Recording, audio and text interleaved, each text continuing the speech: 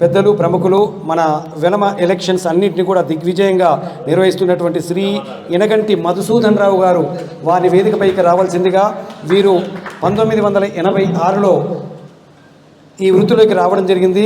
మన పద్మనాయక వెలమ ఎలక్షన్లకు దాదాపుగా వీరు ఎలక్షన్ ఆఫీసర్గా నిష్పక్షపాతంగా నిర్వహించడం జరుగుతుంది. మరి ఈ సందర్భంగా మా స్ఫూర్తి కమిటీ సన్మానం చేసుకోవడం గొప్పగా భావిస్తూ వీరిని సన్మానం చేయాల్సిందిగా పెద్దల్ని వేదికపైకి రావాల్సిందిగా ఆహ్వానిస్తున్నాం.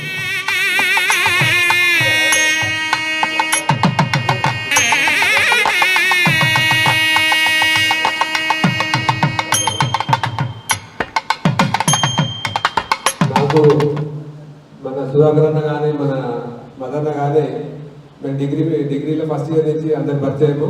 మరి వారు కూడా చాలా కష్టపడి ఒక చిన్న స్థాయి కుటుంబం నుంచి మరి ఒక లైఫ్ లైట్ ఒక రాష్ట్రంలోనే పేరు వచ్చేంత విధంగా డెవలప్ అయిన మీకు అందరికి కూడా గర్వకారణం. మరి వారు మేము పేపర్ మిల్ ఎట్లుందో వారు ఒక మీకు అందరికి తెలుసో తెలియదు నాకు తెలియదు ఒక పేపర్ బ్యాగ్ యూనిట్ పెట్టారు.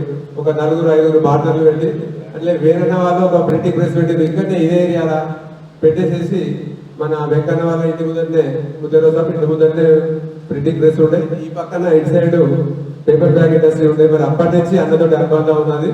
మరి వారు కూడా స్వయం కృషితోటి ఇంత ఎత్తుకు ఎదగడం అంటే మీరు అందరూ మనందరం కూడా దాదాపు కింది స్థాయికి వచ్చిన వాళ్ళమే కాదని కాదు. కానీ మరి ఒక పట్టుదలతోటి వారు ఇంత అభివృద్ధి కావడం మాకు పరిచయం అవడం మరి ఈ రోజు సన్మానం చేసుకునే అవకాశం రావడం గర్వంగా భావిస్తున్నాను.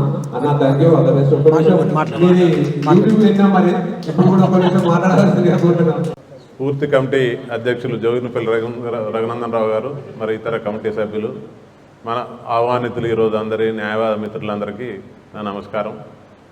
ఇక్కడ అందరికీ ఇంతకుముందు సన్మానం చేసినట్టు మాధవరావు గారు ఇప్పుడు ఉన్న దానిలో మన కమ్యూనిటీలో మాధవరావు గారు అత్యంత సీనియరు.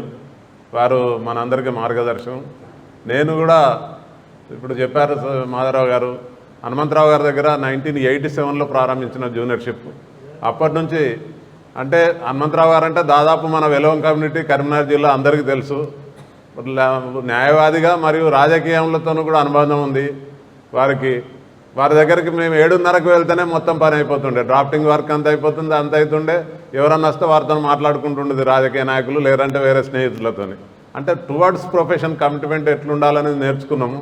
ఎందుకంటే ముందు నుంచి మనం చాలా జాగ్రత్తగా ప్రతి ఫైల్ను చూసుడు, ప్రతి రకంగా ఇంతకుముందు మాధవరావు గారు చెప్పినట్టు ఎట్లా ఒక క్లయింట్కు న్యాయం చేయాలి, ఎట్లయితే మనం అందులోకి వెళ్ళి బయటకు రాగలుగుతాడు మన క్లయింట్ అనేది వారి దగ్గర నుంచి మెలకువలు నేర్చుకున్నాము.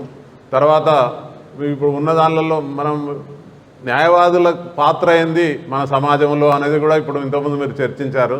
దురదృష్టవశాత్తు గత 10 సంవత్సరాల నుంచి వెలుమ న్యాయవాదులు ఒక 2 మాత్రమే వచ్చారు, రాహుల్ తర్వాత శ్రీధర్.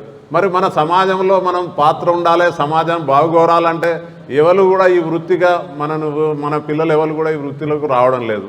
దయచేసి మన సమాజం అంతా దాని గురించి ఆలోచించాలి. నేను ఇది పద్మనాయక ఎలక్షన్స్లో కూడా చెప్తున్నాను, పద్మనాయక కమిటీ మీటింగ్లో కూడా చెప్తున్నాను.